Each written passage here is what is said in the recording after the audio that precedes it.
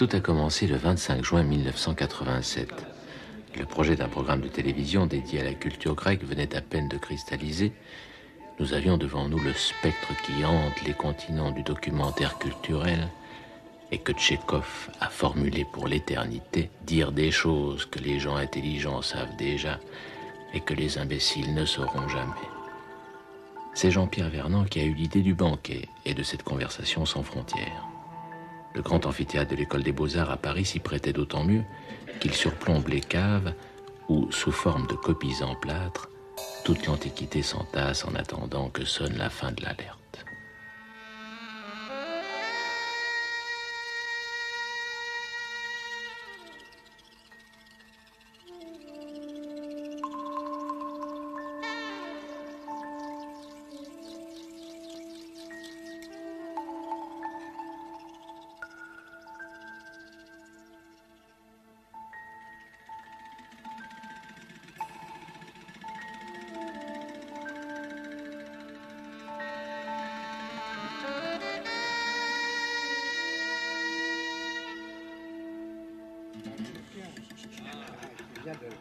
Qui connaît bien ce problème, tu devrais nous dire un peu, qu'est-ce que c'est pour toi?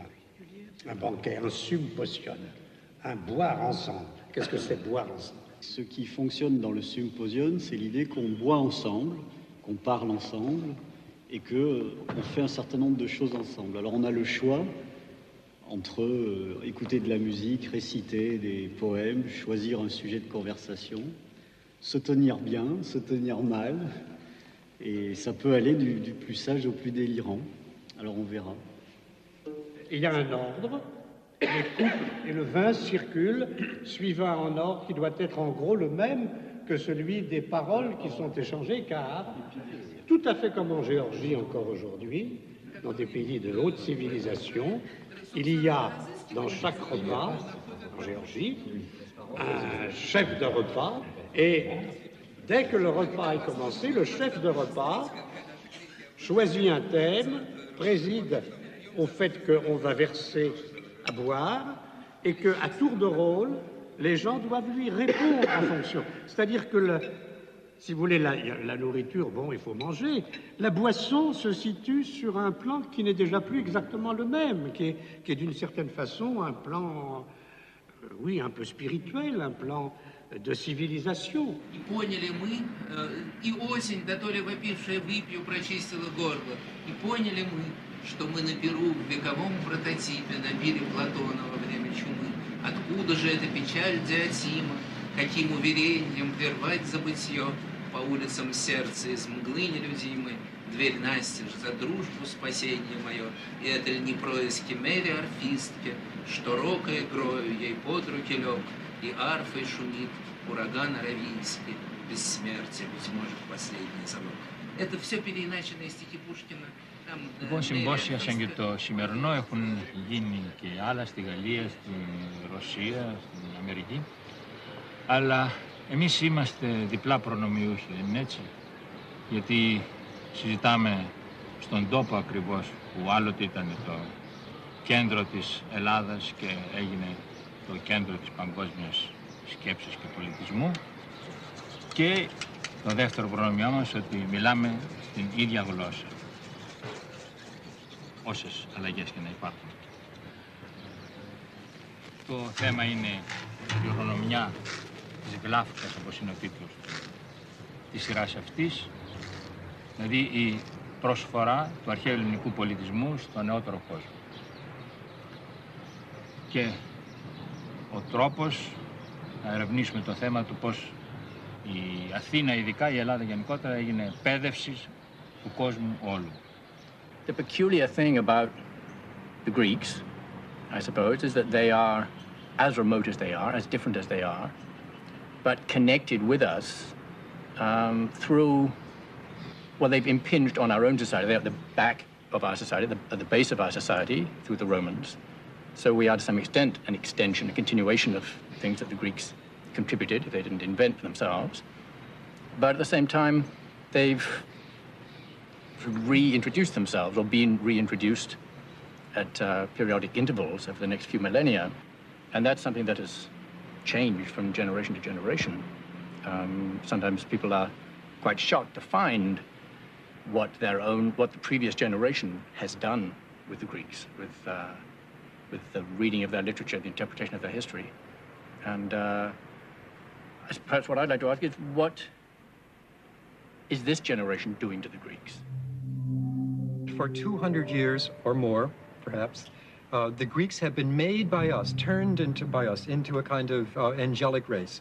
They're the source of much wisdom and knowledge. And what's most interesting now is to study the difference between the idealization and the reality.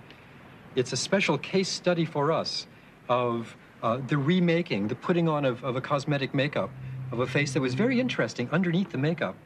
I would say almost that I'm not interested in the Greeks at all, that the Greeks are, for me, a kind of legal fiction by means of which we get to authorize our own inquiries into our own identities, into the way our own identities have been historically constructed. They give us this people who existed long ago and who are in some way related to ourselves historically, genealogically. And through studying that people, we get to uncover through various layers the construction of our own identities over time and get to see how our identities have been shaped, how we've explained ourselves to ourselves by talking about the Greeks.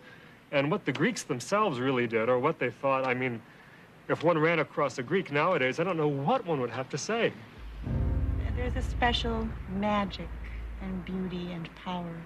And there's that, it's what you were saying in the beginning, that ultimately you can't really say what draws you to these texts, what makes them so powerful for you. But they are for me. And it's certainly true that Euripides has taught me an enormous amount about victimization. And I wonder, do you feel like, and this is an open question, do you feel like reading Greek literature does make you a better person in any way? Does it allow you to be a better person? No. And yet I keep discovering things that Aeschylus said, that Homer said, that Plato said, that Plutarch said, which do something for me. They answer to some need in my life, an aesthetic need or a need for understanding of what makes people tick and how to relate to them. Plus j'approfondis ma connaissance des Américains, plus j'aime la Grèce. C'est un amour un peu mystique, je dirais.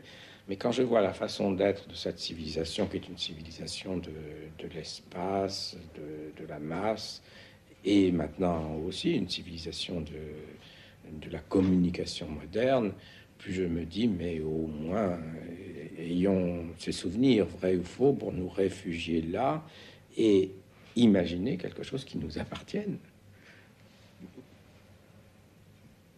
Bon, on parle beaucoup des racines des uns et des autres. Moi aussi, j'aime bien avoir des racines. Et quand je les cherche, c'est sentimentalement. Puis ensuite, intellectuellement. Et en effet, la Grèce est ma mère. Ben, je ne me le dis pas tous les jours. Ben. Et est-ce qu'elle serait ma mère parce que j'ai appris du grec autrefois? Je suis de cette génération qui faisait latin-grec. Et je dois dire que quand j'étais élève de 4e, de 3e, etc., j'étais ébloui par mon parcours très rapide dans la langue grecque. Je me suis trouvé tout d'un coup au contact avec une poétique que le latin ne m'a absolument pas apporté. Le latin est probablement une langue aussi poétique que la langue des comptables.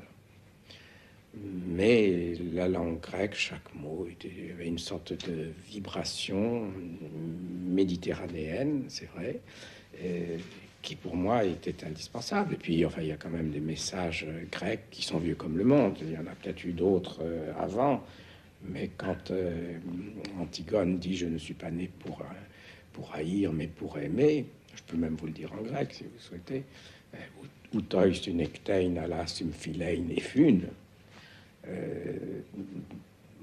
Je me dis, ben, c'est un petit bagage, mais ça suffit.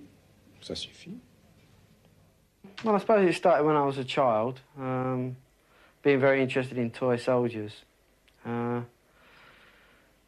I collected since the age of 6, and I built quite a lot of soldiers up. And then I got very interested in small Greek soldiers more than any of the other toys. And the older I got, the more I wanted to learn about them. And I started reading books and watching programs about them. And it's something that's always fascinated me, Greek culture. Je ne veux pas entrer dans un jeu soit nationaliste, soit chauvin, soit raciste. Mais dans certaines époques de l'histoire de l'humanité, il y a eu des sortes de condensations remarquables de l'intelligence humaine qui ont traversé les âges et les peuples, tout en se retrouvant parfois avec d'autres inventions d'autres peuples, bien sûr, coïncidence, mais qui gardent une sorte de... C'est comme si c'était des flèches d'orientation. Et je pense que cette période de la Grèce antique, à partir peut-être du 7e siècle avant l'ère chrétienne, surtout jusqu'au 3e, peut-être même plus tard d'ailleurs, siècle avant l'ère chrétienne, a produit des formes de pensée et des résultats dont on trouve la trace un peu partout.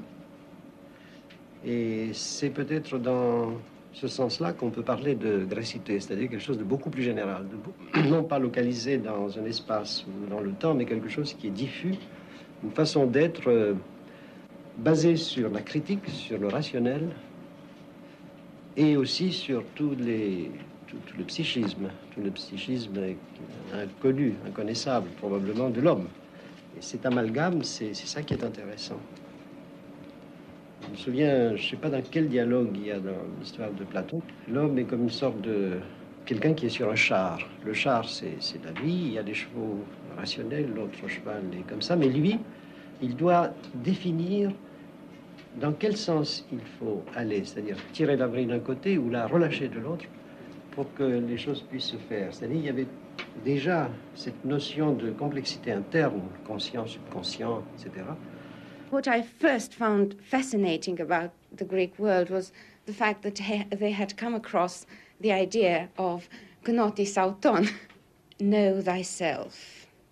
It is always very strange to think that the Greeks, which had no concept of unconscious, or even perhaps until Plato a proper concept of the soul, could have come to think that you should know yourself.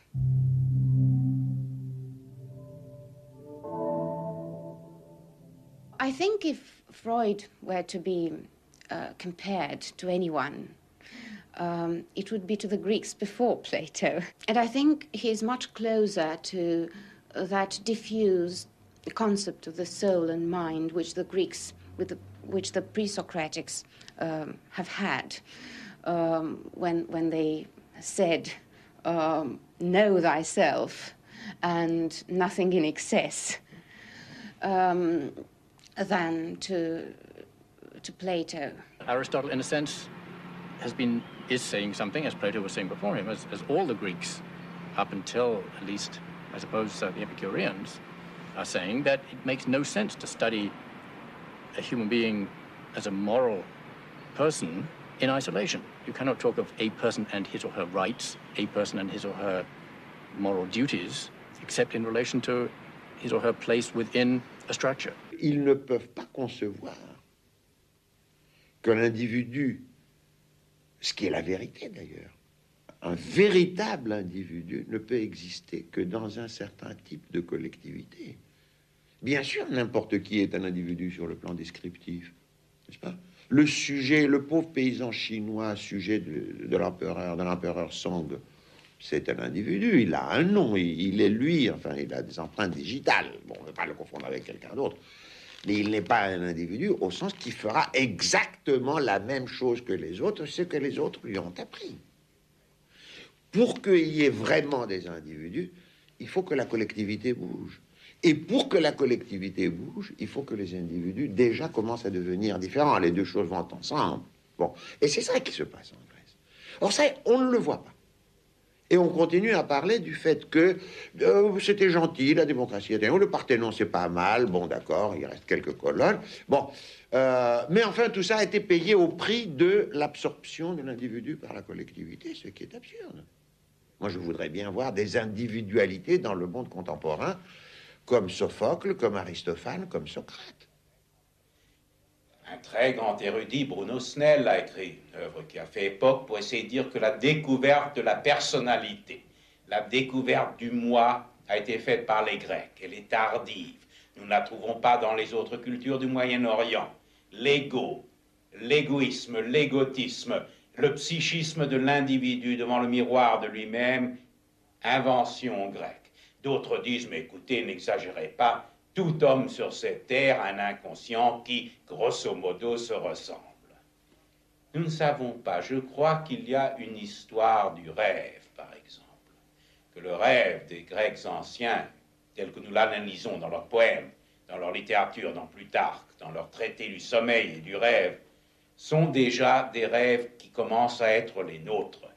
Que le sillage de nos rêves est très grec. Et ça, on le savait avant Freud. Freud, bien sûr, a mis immensément en valeur cette parenté avec le mythe grec et le rêve. L'inconscient, qu'est-ce que c'était chez le grec? Chez Socrate, il appelle ça son daimon, une voix qui vient de l'intérieur de lui-même aux moments les plus difficiles, les perplexes. C'est une voix intérieure, non pas la lumière intérieure du XVIIe siècle, mais le daimon, l'irrationnel, l'autre en soi-même. Le grec connaît des mythes terribles de dédoublement, de schizophrénie, autre grande découverte grecque. Lorsque nous sommes possédés par l'autre en nous-mêmes. La parole même de Rimbaud, « je est un autre », c'est presque une traduction du présocratisme grec, ce sens de la possession, de la daimonia par l'autre. Quelque chose a surgi là-bas. Quelque chose dans cette immense lumière et clarté du jour qui a accentué la nuit, le mystère de la nuit.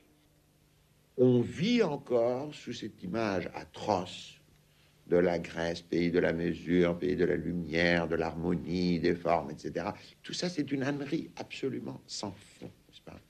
La Grèce, c'est le pays du meurtre, c'est le pays de l'inceste. C'est le pays où Oedipe, pour découvrir la vérité, il doit crever ses yeux. Il n'y a pas... Si les gens ne comprennent pas des symboles aussi parlants, que peut-on faire? Le moment où Oedipe découvre la vérité, c'est le moment où il se crève les yeux.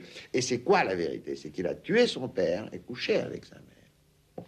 Et c'est ça la vraie conception grecque. C'est-à-dire, en Grèce, l'ordre, la mesure est gagné contre la réalité. C'est pas la donnée initiale. D'où l'obsession des Grecs avec des proverbes qui peuvent paraître banals. Rien de trop, n'exagérons pas, etc. Moi, je ne vois pas, je ne sais pas, il y en a peut-être, je vois pas des Suisses ou des Hollandais ayant des proverbes, surtout il ne faut pas des choses de trop, parce que les gens ne sont pas portés des choses. Ce peuple est obsédé, le peuple grec est obsédé par le fait qu'on peut faire trop de quelque chose, parce que c'est ça, sa tendance naturelle, et c'est ce qu'il fait toujours. One of the practices that's systematically been overlooked about Greek justice is that since it's a highly agonistic culture, and prosecutor and defendant are facing each other and will use every means that they can to win, there were lots of curse tablets and voodoo dolls used to influence your enemy. These dolls are made of lead and they have twisted limbs, twisted behind the body, and heads turned around in unnatural positions. And they're buried in coffins, inscribed with curses which say, "May so-and-so, my enemy in the upcoming trial, forget his speech, and which he is practicing for this trial." Now, this sort of undersided, illegitimate practice was widely attested, not only in Athens, but in many Greek cities, and ought to be part of the normal account of the actual experience of going to trial. And indeed, it's in the Eumenides, because the Eumenides, the Furies themselves, sing a song against their opponent Orestes, in which they say, it's our binding hymn. These curses were called binding curses. And they say, may the wits of Orestes be befuddled, and may his tongue be frozen. They're using what was recognized as an illegitimate but all too prevalent means for overcoming an enemy. Les Grecs sont libres, créent la liberté, et savent en même temps qu'il y a des limites. Mais ces limites ne sont pas fixées d'avance. Il n'y a pas une table des lois, n'est-ce pas? Bien sûr, il y a des règles de morale, etc. Mais par ailleurs, personne ne peut savoir d'avance s'il ne va pas trop loin. Et pourtant, il doit le savoir. Et quand on va trop loin, c'est l'hubris. C'est la démesure. Et cette hubris, elle est punie par une sorte d'ordre impersonnel du monde, qui ramène toujours tout ce qui veut être en excès, dépasser l'ordre. Bon, le ramène en prenant le contre-pied, c'est-à-dire en l'abîmant, en le jetant dans l'abîme, en le détruisant. La catastrophe fait tout aussi partie du monde grec, n'est-ce pas, que la création. On ne se retrouve pas dans ce dédale, dans ce labyrinthe, et je viens de nommer les mythes grecs. Le mythe même du labyrinthe, du dédale, du Minotaure, qui est très important pour cette question de l'irrationnel. On a cru que le fil d'Ariane en s'en sortirait, pas du tout. Le fil d'Ariane nous mène dans un autre labyrinthe, celui de l'exploitation de l'homme par la machine, par la technologie, par la logique inhumaine du processus de maximisation économique. Tous ces mots grecs, l'économie de la vie, faire économie des valeurs de l'irrationnel. L'eudémonie platonicienne, vous le savez si bien, la grande poésie grecque cherche l'équilibre entre raison et rêve, entre logique et poétique. Et certaines âmes dorées dans l'histoire, on a l'impression qu'il y a eu des hommes qui ont vécu cet équilibre. Il y a des moments dans les carnets de Valérie qui toujours se penchent sur la Grèce où on a l'impression, voilà un homme qui, entre la méthode de Léonard de Vinci, entre l'intuition et les sciences exactes, entre la techné et le chant, a trouvé un chemin d'une sérénité presque ahurissante dans sa qualité hellénique et grecque. Il y a eu des âmes magnifiquement heureuses. Je ne crois pas qu'il y en ait eu beaucoup. Là aussi, je crois que la nostalgie trompe. Mais au moins, la Grèce a défini les polarités essentielles. Elle nous impose tout le temps le choix. Elle nous force à nous poser la question. Et ce qui est tellement troublant, il n'y a pas deux chemins pour Oedipe. Il y en a trois. Et aujourd'hui, dans la plaine poussiéreuse entre Thèbes et Piédore et Daulis et Corinthe, il y a encore les traces des trois chemins, les ornières des trois. Toute autre culture, peut-être, aurait pu trouver un mythe avec deux chemins. Il n'y a que le mythe grec qui pose trois, car le troisième, loin d'être, comme parfois Hegel, d'une façon trop brutale, voudrait dire thèse, antithèse et synthèse, c'est la voie royale vers la solution, le troisième chemin. Pas du tout, ce n'est pas la promesse grecque. Le troisième chemin aussi peut mener dans l'inconnu et dans l'ambiguïté. Et chaque homme est tout le temps au bord de ces trois chemins, de cette triade mystérieuse. Et pour moi, dire merci à la Grèce ancienne, c'est dire merci à la complexité de notre expérience. Car c'est ce qui est inconnu, le Dieu inconnu des autels de la ville de Corinthe, qui nous honore infiniment.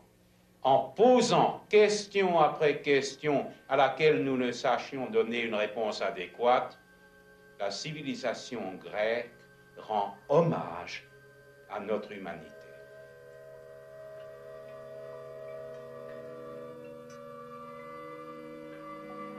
Le carrefour des trois chemins est toujours visible dans la plaine thébaine. Ce troisième chemin, où l'on peut aussi se perdre, beaucoup l'ont pris pour le chemin de la Grèce éternelle quand il n'était que celui de leur Grèce imaginaire. Un exemple accompli de ce chemin et de cette perte a laissé des traces. Elles datent de 1936 et elles partent d'Olympie.